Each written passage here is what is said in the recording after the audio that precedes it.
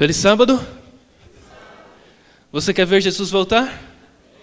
Amém. E a nossa missão então é sairmos e proclamarmos a breve volta de Jesus.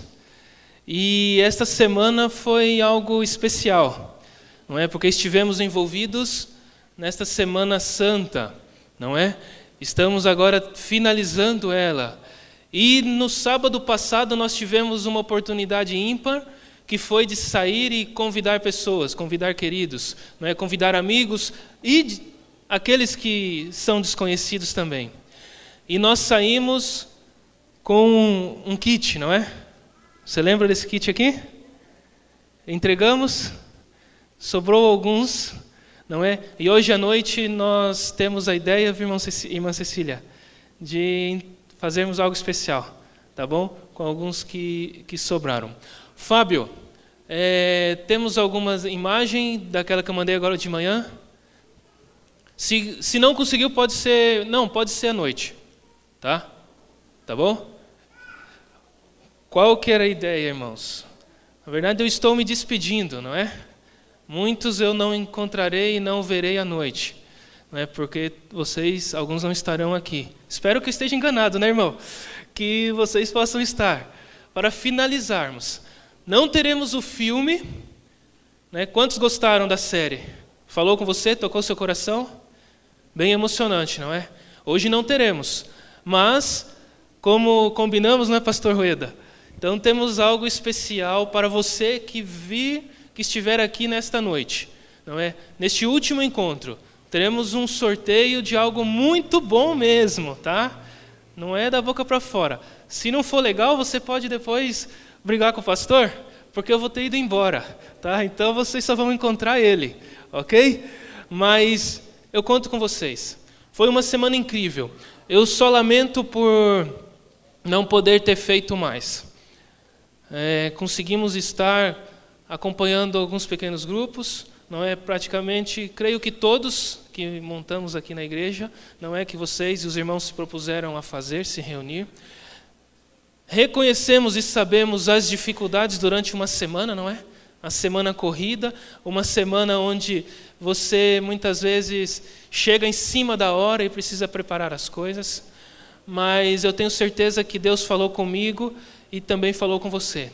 E também com aqueles amigos que em algum momento estiveram nos pequenos grupos, nos lares dos irmãos. Fica aqui meu apelo para que vocês continuem com os pequenos grupos. Não é uma tarefa fácil, reconheço. Demanda renúncia, não é? Demanda você dispensar um pouquinho do seu tempo para, né, abrir o seu lar.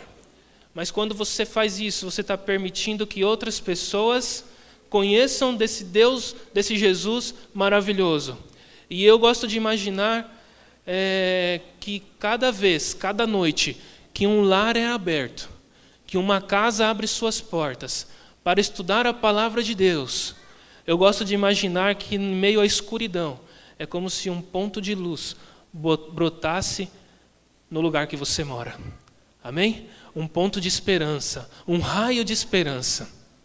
E é por isso que temos que ter pedir a Deus que nos dê esta vontade, esta convicção, que nos arrume o nosso tempo para que possamos ter um pouquinho e doar um pouquinho daquilo que tanto amamos e falamos com tanta convicção, que é sobre um Jesus que nos ama, que morreu por nós e irá voltar e nos levará para o céu. Amém? Agradeço aos irmãos. Desde já eu peço desculpa se por algum motivo eu os magoei, não é? Se por algum motivo fiquei devendo algo. Do fundo do meu coração, a minha vontade era poder ter visitado a todos os lares. Não só os pequenos grupos, mas as famílias. Orado um pouquinho com vocês. Mas algumas limitações impediram. Quem sabe numa próxima oportunidade, não é? Mas se assim não for, gostaria que vocês lembrassem de mim com carinho. E eu fui muito acolhido aqui, demais mesmo. Fico feliz e agradeço a Deus. Mais uma vez eu digo, por essas pessoas, essa família de Cristo que eu conheci aqui. Tá ok? Muito obrigado. E temos então agora uma mensagem, uma reflexão, e logo à noite teremos então, encerrando essa Semana Santa, que qual foi o título da semana? renascidos um novo coração. Ora, se durante toda a semana falamos sobre um novo coração, hoje, agora, neste momento, não poderia ser diferente. E o título, se pudesse colocar e dar um título para a mensagem, a reflexão desta manhã, seria: não se turbe o vosso coração. Abra sua Bíblia em João capítulo 14.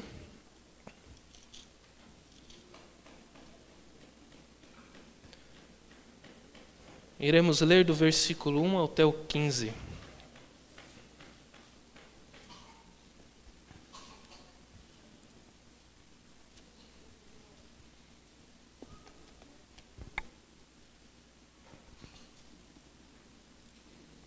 Escuto ainda folhas, Bíblias sendo folheadas. Todos encontraram, amém?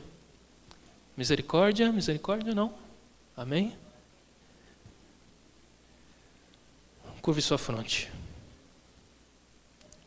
Santo Deus que estás nos céus, o Senhor no passado iluminou alguns homens para que pudesse escrever as tuas palavras e a tua vontade para nós. E neste momento, abrimos a tua palavra e solicitamos e rogamos que o seu Santo Espírito se faça presente, que encha o nosso ser, o nosso coração, e possamos compreender e sair satisfeitos com aquilo que o Senhor tem para nos trazer neste momento. É isso que pedimos humildemente, pelo doce nome de Jesus. Amém.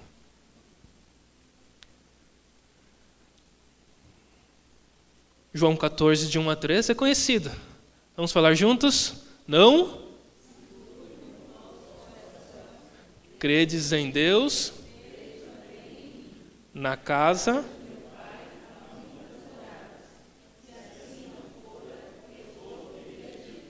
pois vou preparar-vos lugar. E se eu for,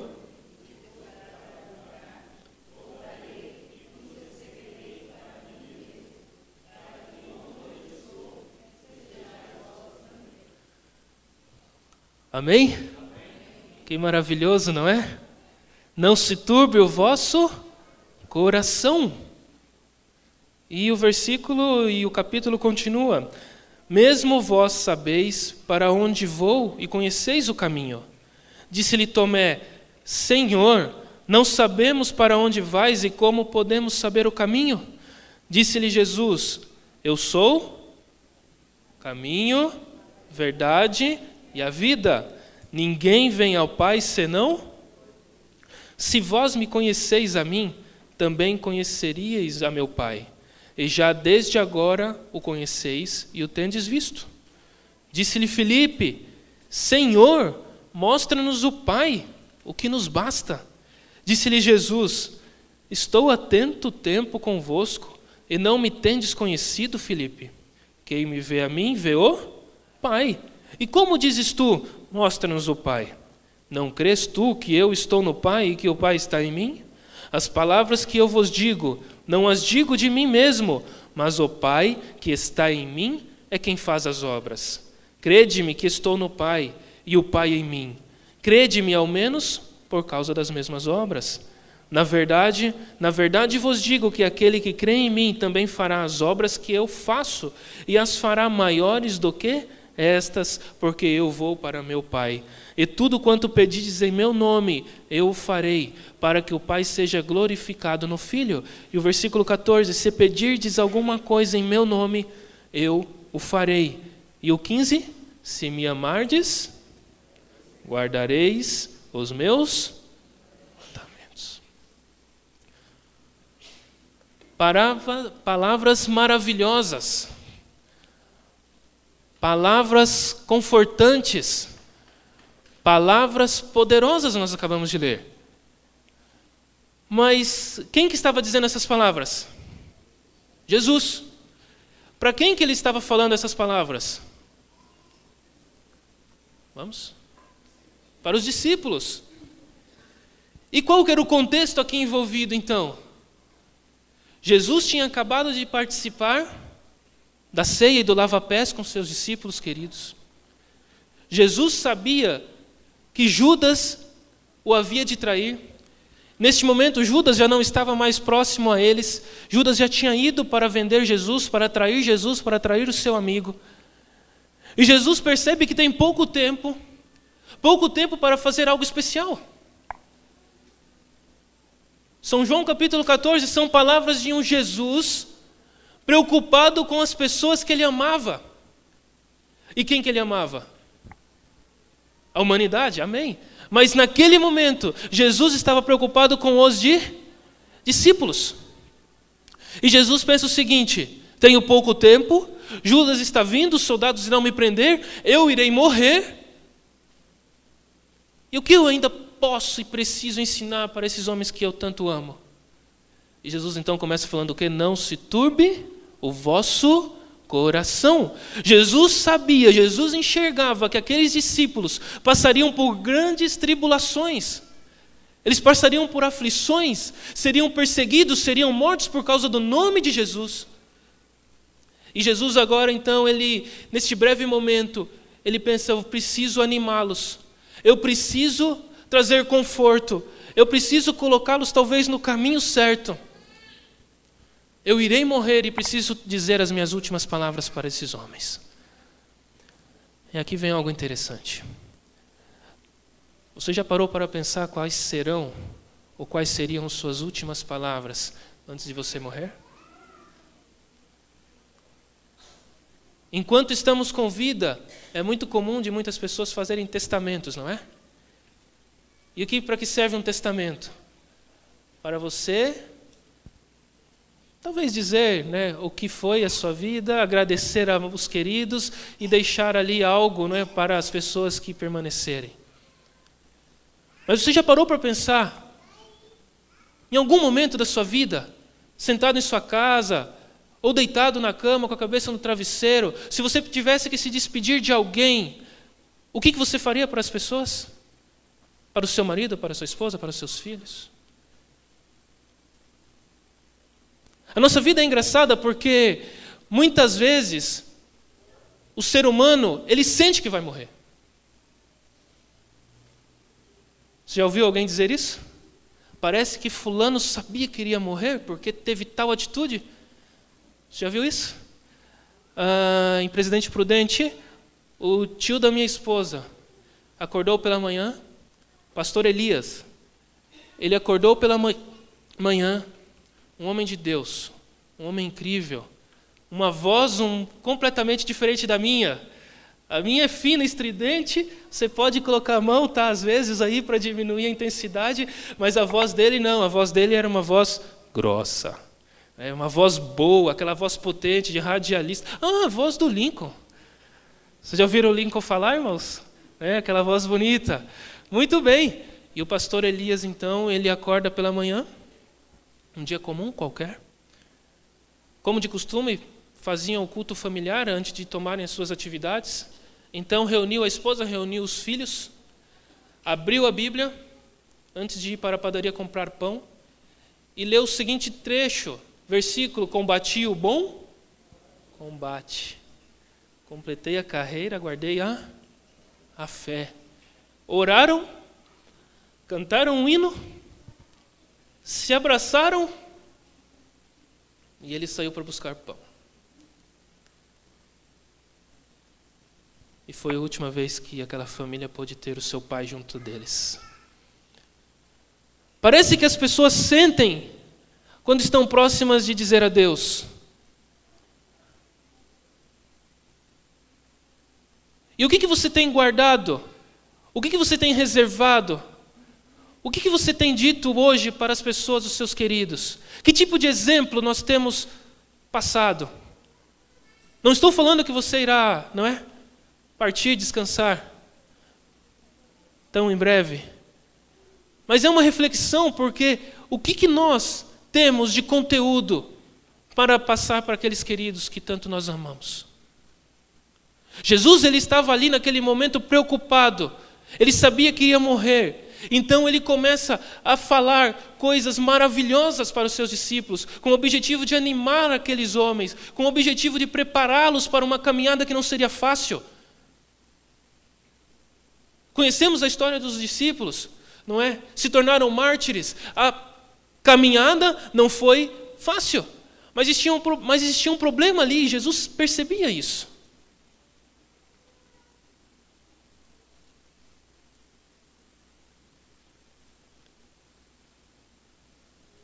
Muitos seguiam a Jesus por causa do quê?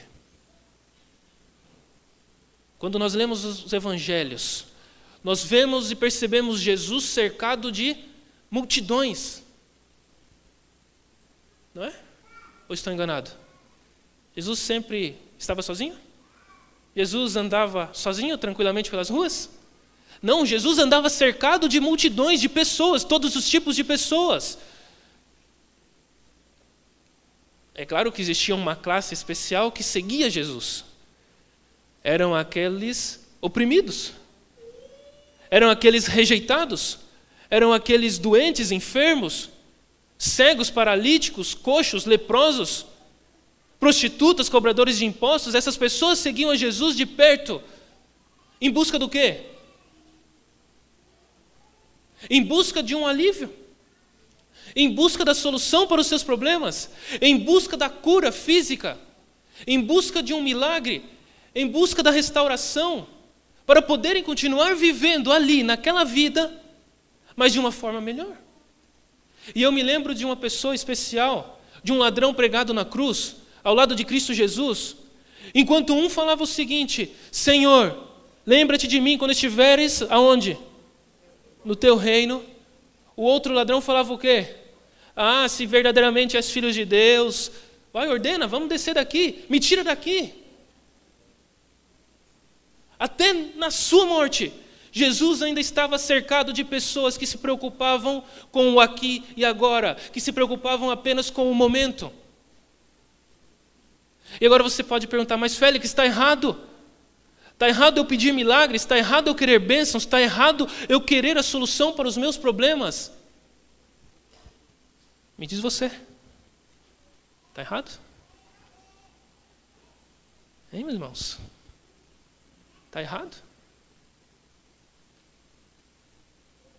Quantos que acham que é errado você pedir bênçãos, milagres na sua vida? Quantos acham que está certo? Quantos não acham nada? Muito bem, o nada ganhou. As pessoas iam atrás de Jesus, e 99% dessas pessoas iam atrás de Jesus, porque viam em Jesus a solução para a angústia e os seus problemas momentâneos. Não está errado você pedir algo a Jesus, a solução para as suas dificuldades, o milagre que você tanto espera, mas talvez esteja errado o propósito que você faz isso, o propósito do seu pedido.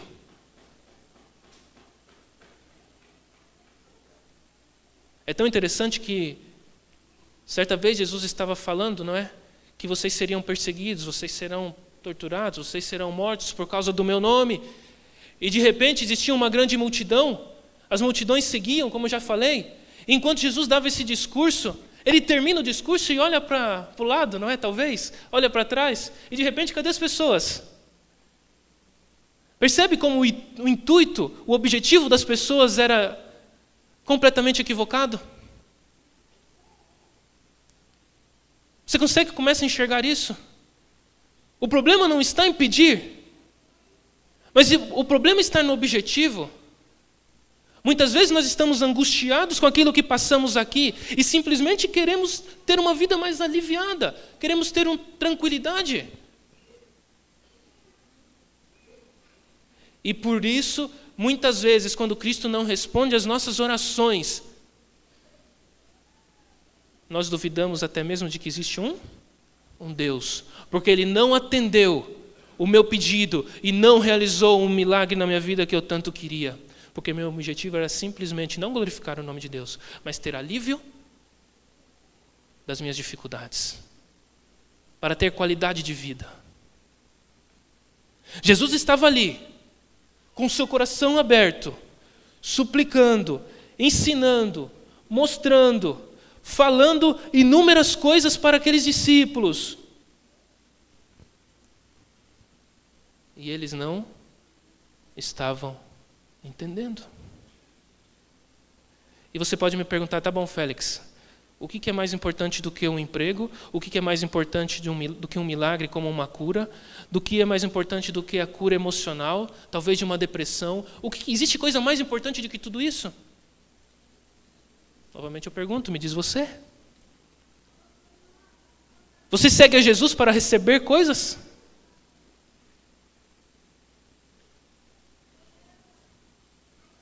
Olha como muitas vezes nós temos uma visão errada da religião.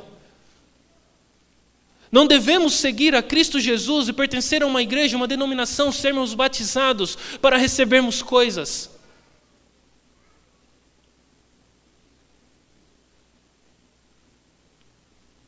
E o que é mais importante do que todas essas coisas que queremos?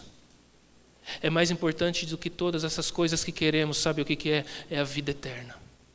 Não é este reino, e sim o reino que está por vir. Ontem nós falamos sobre eternidade, não foi? É a eternidade que é mais importante.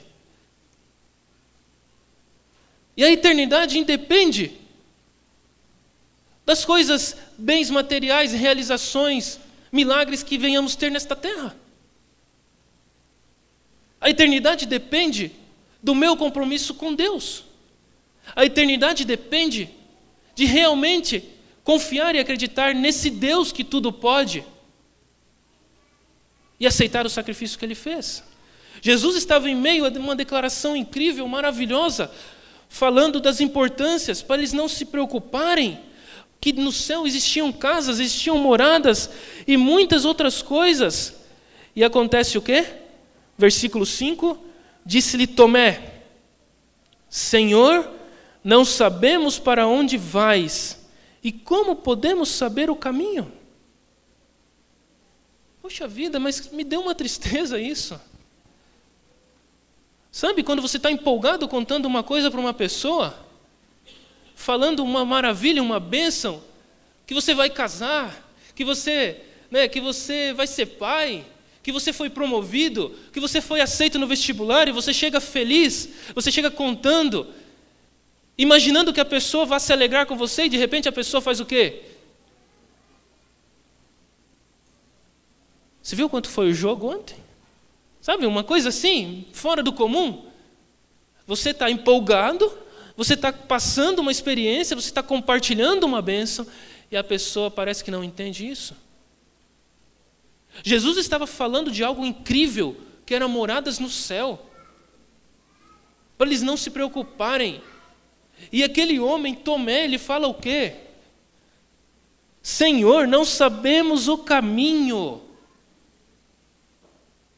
E nem sabemos para onde vai. Espera aí, meus queridos. Quanto tempo Jesus passou com os discípulos? 3 anos e meio. Quantas coisas eles viram?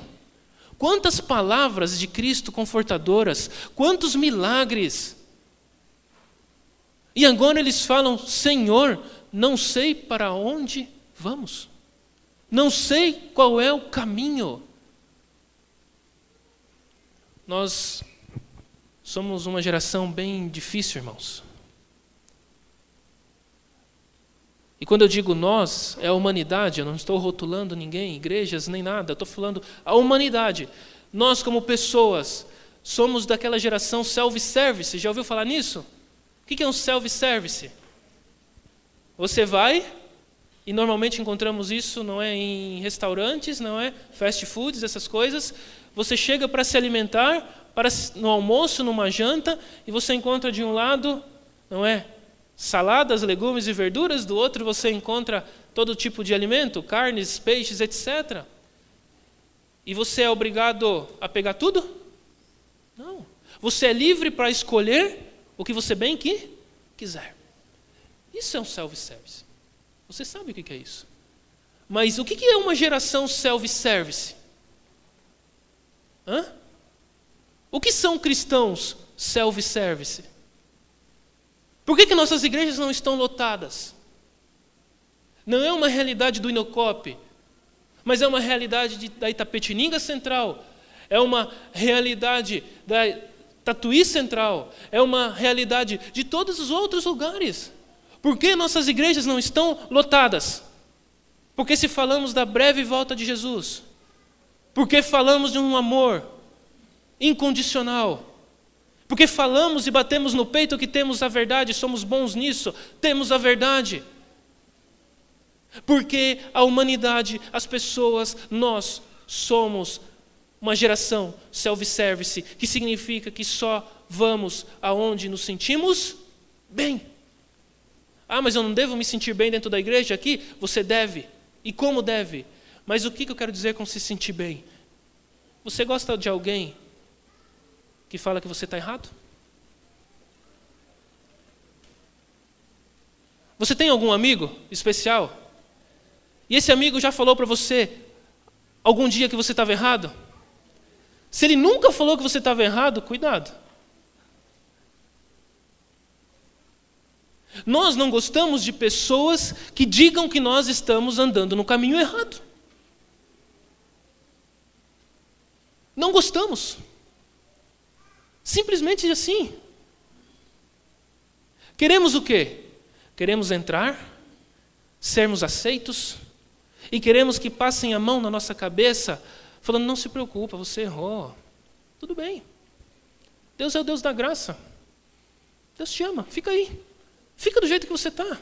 No momento certo as coisas vão acontecer. No momento certo você vai sentir. No momento certo você vai ser tocado. E é perigoso porque se você vir até a frente, ou se você for e falar para o seu amigo, olha, você está andando no caminho errado, você vai se perder por causa dessa decisão, é hora de escolher. Você passa e começa a ser taxado do quê? De radical? De legalista? E de inúmeras coisas. Então as igrejas aí fora estão lotadas porque você chega do jeito que você está e você não precisa mudar. Qual que é a nossa diferença aqui? Aceitamos ou não aceitamos pessoas de todos os jeitos? Com todos os seus defeitos, com todas as suas falhas e pecados? Ora, aceitamos. Mas a palavra de Deus diz que Deus, Ele ama o pecador, mas Ele abomina o pecado. As trevas, elas não podem viver, e elas não podem conviver com a luz. Então não podemos, irmãos, ficar passando a mão na cabeça das pessoas, falando que fica do jeito que você está. Não, temos que incentivá-los a largar os seus pecados, não importa quais sejam. Estudamos na lição que nos últimos tempos, não é? Cristo Jesus espera o quê? Homens e mulheres que não temam e não tenham medo de chamar o pecado pelo nome. Não é fácil chamar o pecado pelo nome, mas no devido tempo, nos finais dos tempos, estas serão as características dos filhos de Deus, que não se importarão com os comentários, que não se importarão se precisarão ficar longe dos seus queridos, mas irão chamar o pecado pelo nome. Jesus estava ali, naquele ambiente, cercado de amigos, falando de coisas maravilhosas. E o que aconteceu? Os discípulos estavam perdidos. Eles estavam preocupados. Eles estavam preocupados porque eles não sabiam o caminho. Eles estavam preocupados perguntando para Jesus, no versículo 8, Filipe diz o seguinte: Senhor, mostra-nos o Pai, e isso nos basta. Sabe uma coisa que chamava a atenção nos discípulos? Que realmente eles prendiam a atenção quando Jesus falava reino. Olha que interessante. Jesus falava reino e aqueles homens, aqueles discípulos paravam e começavam a prestar atenção. E cutucavam um ao outro, é agora? Olha lá, é agora. Vocês acham que eu estou errado? O que nós estudamos na lição? O que uma mãe dos discípulos pediu para Jesus? Senhor, que o meu filho se sente à sua direita e o outro se sente à sua esquerda, onde? No reino. E por que era tão importante o reino para os discípulos? Por quê? Era importante porque eles enxergavam Jesus como a solução para os seus problemas ali aonde eles viviam.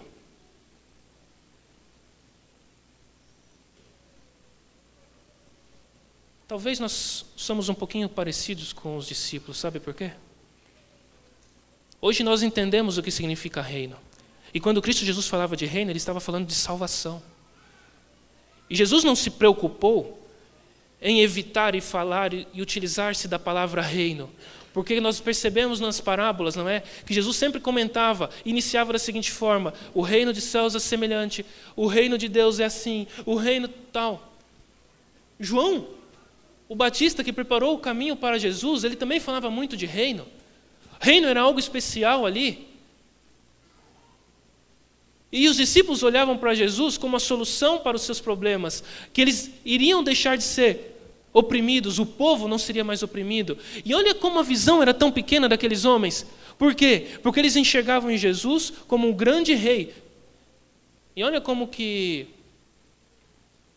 é um conceito meio difícil do povo de Deus, do povo de Israel. Nós somos o povo de Israel, não somos? O Israel espiritual. E você lembra lá no passado, no deserto? Quando Deus falou, eu estarei no meio de vocês, vocês irão atravessar até Canaã, e vocês irão, o quê? Ter a minha presença.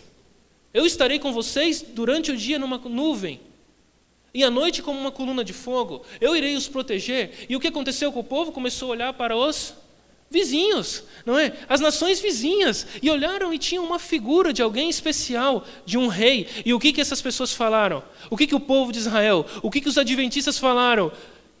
Moisés, queremos um rei.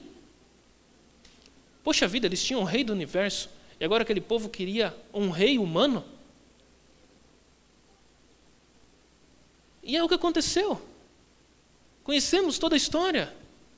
Quantas coisas poderiam ter sido evitadas se Deus continuasse sendo o Deus do povo de Israel? Agora os discípulos, eles olhavam para Jesus da mesma maneira que o povo de Israel no deserto olhava para um rei. Apenas para o quê? Não com uma visão celestial, mas como uma visão do aqui e agora. E Jesus, ele podia curar doentes? Jesus podia multiplicar pães e peixes, dar um alimento em abundância? Jesus podia ressuscitar pessoas? Quem aqui não gostaria de ter um rei assim? Você está precisando de um milagre, não está? Eu estou. E quem aqui não gostaria de ter um Jesus que pudesse sanar esses problemas? Agora. Porque eu não aguento mais sofrer. Mas assim como os discípulos, muitas vezes também nós somos. Só que a palavra muda. Não é reino. Hoje qual é a palavra? Hoje qual é a palavra? Bênção. Quando ouvimos bênção, abrimos nossos ouvidos. Abrimos nossos ouvidos porque estamos precisando de bênçãos. Abrimos nossos ouvidos porque não aguentamos mais viver neste mundo. Só que associamos bênção com o quê? Aí que está. E aí que eu digo que não somos diferentes do povo de Israel, não somos diferentes dos discípulos. Não somos diferentes de 999% da população, das pessoas que seguiam Jesus, não somos. Porque o que é bênção para você? É dinheiro? É um bom emprego? É uma boa esposa, um bom marido? É um bom carro? Preciso trocar de carro, meu carro só tem 3 anos de uso. Bênção para você é uma casa nova? Você não está feliz com a casa que você tem, que Deus te deu? Se você ganhar a casa nova, você vai querer uma mais nova ainda. Se você ganhar uma casa grande, você vai querer uma casa maior ainda. O que é bênção para você? Quando Cristo fala de bênção, quando a Bíblia fala de bênção, é o mesmo conceito que Deus falou para Abraão: sê tu uma bênção. Se você é abençoado, você deve abençoar outras pessoas. E daí você pode me perguntar, Félix, e o restante? E os milagres? Félix, e a cura? Félix, eu preciso comer. E o dinheiro? Você não vai se preocupar com isso, se você entender o que Cristo Jesus significa na sua e na minha vida. Ele deve suprir todas as nossas necessidades. Sabe por que eu não devo me preocupar se Ele vai ou não me dar? Porque eu começo a colocar todas as minhas forças, todos os meus desejos, todas as minhas energias na busca dos milagres. E existe uma música do Jefferson Pilar que fala o quê? Se o mar não se abrir. Em 2011, minha esposa, ela teve a grata surpresa de me dar o resultado, né, e me contar a notícia que ela estava grávida. Nosso primeiro filho. E quão feliz nós ficamos, não é? Essa notícia, ela pega todos de surpresa. Primeiro porque existe uma pressão muito grande, não é? Quem em casa sabe como é que é. Dos sogros, não é? Passa 1 ano, nada. 2 anos, nada. 3 anos, nada. Ué, quando vem? E a família, eu comentei com alguns ali, que eu sou de uma família onde eu sou filho único, mas minha esposa tem ali 6 irmãos, então são os 7. Quando nós começamos a namorar, o que aconteceu? Eu entrei na primeira vez dentro da casa deles, e 13 crianças vieram correndo, tio, e eu não sabia como lidar com aquela situação, mas me mantive firme, tá, irmãos? Vamos fazer 13 anos que estamos casados, pela graça e honra de Deus, amém? E acontece que recebemos essa notícia. Ok, maravilhoso. E começamos a nos preparar. Contamos para os amigos, contamos para a família, e as coisas foram acontecendo, e o tempo foi passando. Mas no 2º, 3º mês de gestação, eu percebia que alguma coisa estava errada. Minha esposa, um dia vocês irão conhecê-la, ela não é muito alta, ela é magrinha, bem tranquila. E ela começou a apresentar uns inchaços nos pés, nas pernas. Ué, vamos ao médico. Na época eu tinha um plano de saúde. Quem tem um plano de saúde sabe o quanto isso às vezes é útil, não é? Porque você fica livre em todos os momentos, principalmente para acompanhar o pré-natal, você vai tranquilo, não é? Qualquer situaçãozinha você corre no médico do plano e vai. E nós começamos a visitá-lo constantemente. Eu, na minha pouca experiência, eu imaginava que, ok, vamos lá, mas acredito que esteja tudo bem. Só que no fundo eu sabia que não deveria ser daquela forma. E ela começa então a inchar. 4º mês, 5º mês. E junto com os inchaços, a pressão começa a subir. E um certo dia, já no seu 6º para o 7º mês de gestação, já entrando no 7º mês, minha esposa, ela tem um pico de pressão alta muito grande. Muito grande. Ela sente uma dor terrível, terrível no estômago. E nós vamos para o hospital. Nós chegamos no hospital. E dali, meus queridos, a história mudou. Mudou completamente para uma forma que não imaginávamos. Minha esposa, ela teve eclâmpsia e síndrome HELP. Se alguém aqui conhece, já passou por isso, depois você procura saber. Ela teve um pico de pressão que subiu aos 24 por não sei quanto. Vocês não fazem ideia o que é isso. E eu passei uma madrugada toda dentro de um hospital angustiado, orando, porque precisávamos de um milagre. Em Tapetininga não tinha UTI neonatal. E o médico, então, que nos acompanhava durante esse pré-natal, ele chegou para mim e falou: Félix, você precisa escolher. Se você optar e falar que podemos fazer o parto aqui, sua esposa vive e sua filha morre. Félix, se você falar que não vai ser feito nada, vão esperar que aconteça uma transferência, as duas vão morrer. Poxa vida, irmãos, que mundo é esse?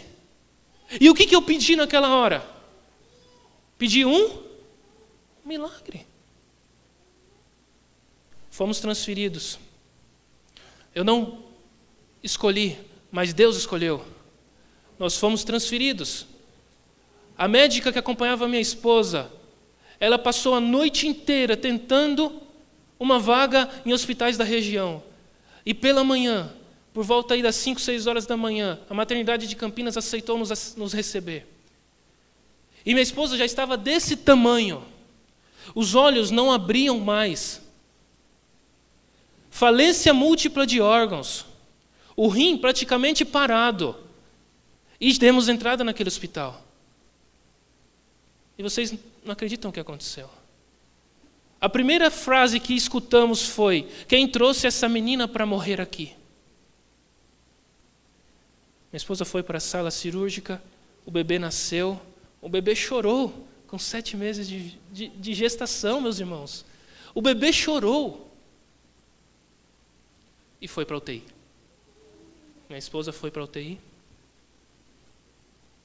Então eu fiquei ali, perdido, em meio a 2 leitos, e orando, pedindo um milagre.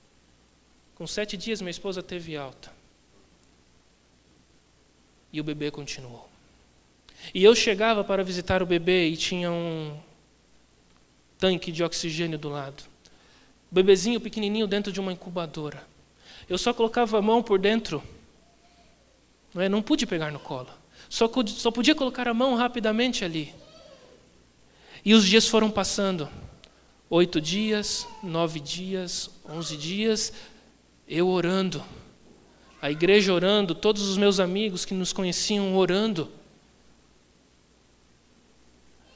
E as esperanças começaram a brotar. Por quê? Numa sexta-feira eu cheguei no hospital e o galão de oxigênio, aquele cilindro enorme, já não estava mais do lado. A pequena criança estava agora ali mais rosada. O pequeno bebê estava ganhando peso. E eu, obrigado Senhor, porque o Senhor está ouvindo as minhas orações. E chegou o sábado, 14 de fevereiro. Estávamos felizes, alegres, contentes. Estávamos ligando, eu estava conversando com amigos. E as enfermeiras entraram para fazer um procedimento no bebê. Procedimento de rotina. Aspirar as vias, respiratórias, tirar aqueles fluidos, aquelas coisas. E meus queridos, quando a enfermeira ela vai sugar, em vez de sair uma secreção, sai um líquido vermelho de dentro da criança. Tudo aquilo que fizemos foi em vão, porque o pulmão daquele bebê não estava pronto. E quando eu imaginava que tudo estava perfeito, que Deus estava operando um milagre na nossa vida, que eu poderia testemunhar para inúmeras pessoas, trazer minha filha aqui e contar esse milagre, eu nunca mais a vi.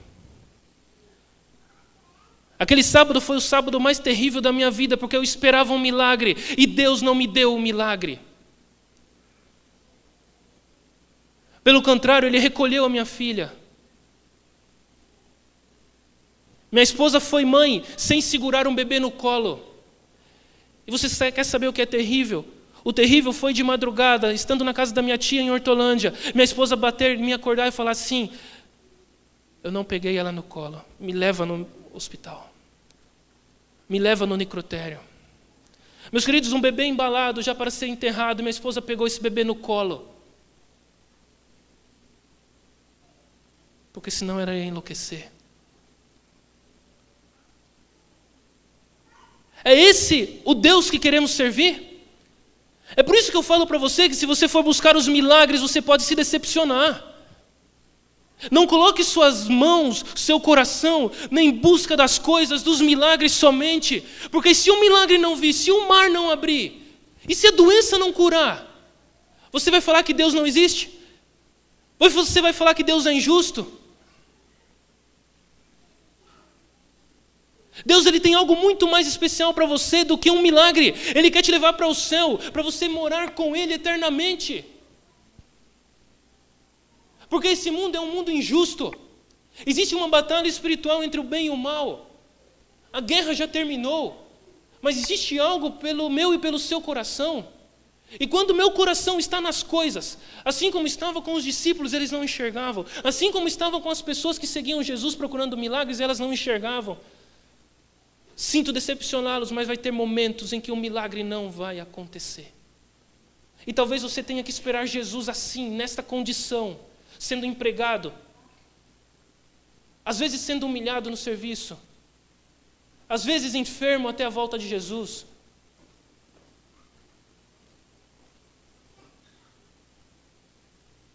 Só que Deus é maravilhoso. Sabe por quê? Nós voltamos para casa e minha esposa, ela não tinha condições mais nenhuma de engravidar. Primeiro, ela não teria condições de ter uma vida normal. Mas pelo poder de Deus, minha esposa, ela passou por isso, e 6 meses depois estávamos fazendo exames ali, os médicos investigando, e não foi constatado nada na minha esposa. E ela poderia engravidar se bem que entendesse. E Deus nos abençoou com 2 meninas, a Gabriela e a Caroline. E eu tenho esperança de que no céu eu encontrarei a Isabelle. Só que eu tenho uma responsabilidade muito grande de aqui, enquanto viver, ir e pregar o Evangelho, contar desse Deus amoroso, que Ele conhece cada um de nós e sabe do que realmente precisamos, não aquilo que imaginamos que precisamos. Eu quero que você abra sua Bíblia em Isaías para finalizarmos.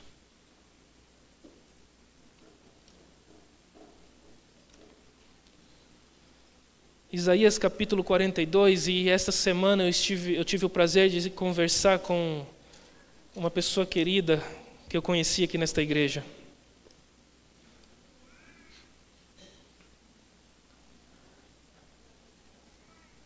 Por que eu tenho que mudar o meu foco? Por que eu tenho que colocar minha vida, meu querido, inteiramente nas mãos de Deus? Por que eu tenho que parar de questionar a Deus da seguinte forma: por que não faz mais? Por que não realiza mais milagres? Cadê esse Deus do povo de Israel? Cadê esse Deus que ressuscitava pessoas? Parece que eu não vejo nada na minha vida. Será que Ele não existe? Será que Ele se esqueceu de mim? Será que Ele se esqueceu dos seus filhos? Isaías capítulo 42, versículo 13 e 14. O Senhor como poderoso sairá, como homem de guerra despertará o zelo, clamará e fará grande ruído, e sujeitará os seus inimigos. Olha só, por muito tempo me calei, estive em silêncio e me contive, mas agora darei gritos como a que está de parto, e a todos assolarei, e juntamente devorarei. E o versículo 18: surdos, ouvi, e vós cegos, olhai, para que possais ver.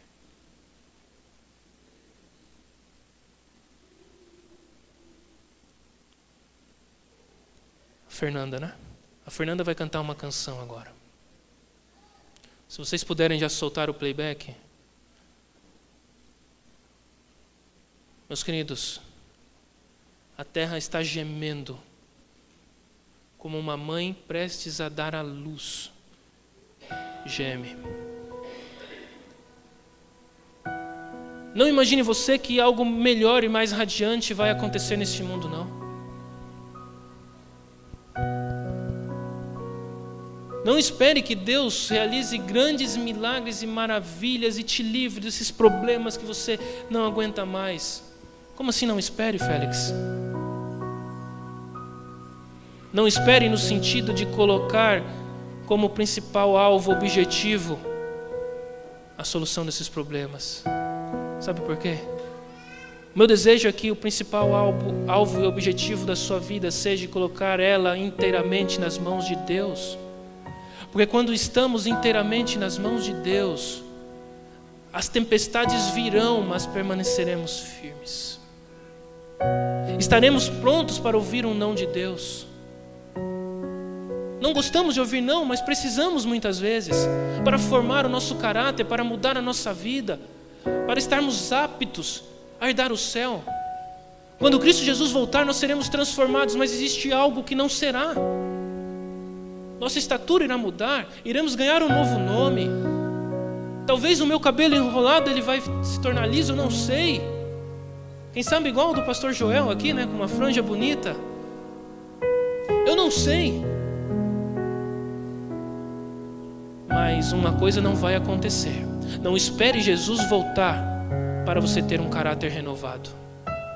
Não espere Jesus voltar para você ser uma nova pessoa, porque isso não vai acontecer. E se Jesus voltar e eu e você formos os mesmos, não iremos viver eternamente no céu. Porque o nosso caráter precisa ser moldado e transformado agora. O meu e o seu caráter precisa ser um caráter onde as pessoas olhem e enxerguem verdadeiros filhos de Deus. Pessoas e homens que não se vendam e não se compram. Pessoas e homens que não temam chamar o pecado pelo nome. Homens e mulheres fiéis mesmo em meio à adversidade, mesmo quando a resposta não for sim. Isso não nos irá afastar do amor de Deus. Cristo Jesus está voltando. Amém?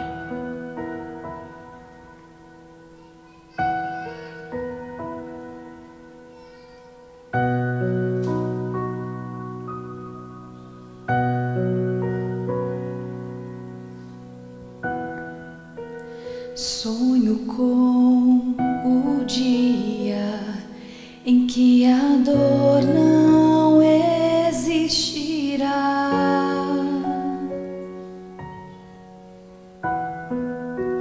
Sonho com o dia em que as flores não irão murchar. Preciso encontrar um lugar onde a paz reinará. Lá será o meu lar. Eu vou viver num lugar de amor.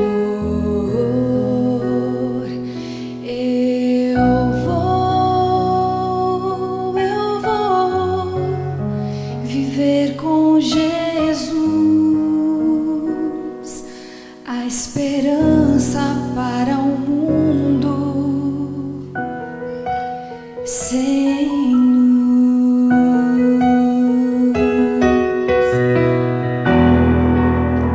Vou rever amigos que se foram sem dizer adeus.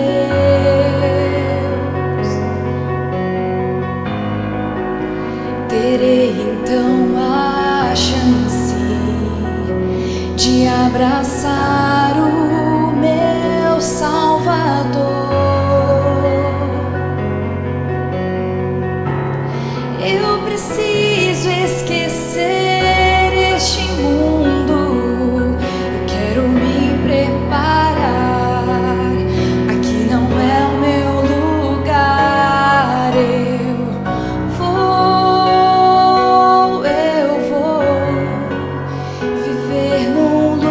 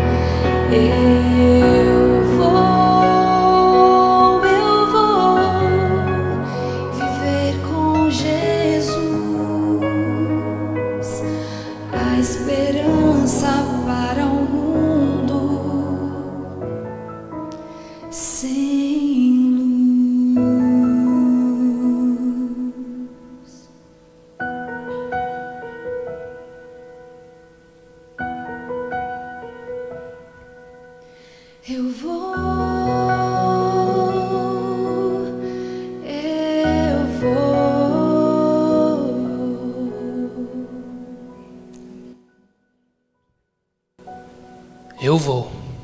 E você? Por que vale a pena seguir tanto esse Deus, se aparentemente não existem garantias? A maior garantia foi que Ele veio e morreu na cruz e derramou o seu sangue por mim e por você. E isso deve ser suficiente para amarmos tanto, obedecermos os seus mandamentos, fazermos a tua vontade e sermos verdadeiros cristãos, filhos de Deus aqui neste mundo. Feche seus olhos. Obrigado, Pai. Obrigado pela tua palavra. Obrigado pelo teu amor para conosco. Obrigado porque o Senhor é um Deus que nos ama tanto e muitas vezes não nos concede aquilo que pedimos porque nós não sabemos pedir. Obrigado porque o Senhor conhece o amanhã. E ao negar, às vezes, o milagre, o Senhor está nos providenciando uma bênção. Ao negar tantas coisas que pedimos, o Senhor está nos preservando para o Teu reino. Que enquanto andamos neste mundo, nós possamos compreender isso, Senhor. E confiar que como um pai que ama e deseja o melhor para os Teus filhos, assim o Senhor é para a nossa vida. Sabe o que é melhor para nós. E sabemos que o Teu maior desejo é que possamos estar realmente preparados para a Tua volta. Senhor, temos uma mensagem urgente a pregar. Esse mundo irá acabar, as pessoas irão morrer, mas muitos ainda não sabem. Então que possamos sair, que possamos testemunhar daquilo que o Senhor realizou na nossa vida. Isso basta para mostrarmos às outras pessoas aí fora o quanto o Senhor nos ama. Que não venhamos nos esquecer, Senhor, das maravilhas que o Senhor realizou, nas maravilhas que o Senhor realiza e nas maravilhas que o Senhor realizará por cada um de nós. Santo Deus, eu rogo uma bênção especial sobre esta igreja aqui do Inocope. Cada família, cada dificuldade, cada desejo, cada sonho, Senhor, entregamos em Tuas mãos, mas para o Senhor realizar conforme o Seu querer e não como nós queremos. De uma forma especial, que nos fortaleça, Senhor, para que aonde andarmos, as pessoas possam enxergar o brilho que vem de Ti, o brilho que vem do céu, através das nossas atitudes, através do nosso jeito de ser, através da demonstração de amor que vem do alto. Querido Pai, nos despede-nos para os nossos lares. Nos dê um feliz restante de sábado, que possamos ter alegria com os nossos queridos. É isso que pedimos humildemente no doce nome de Jesus. Amém.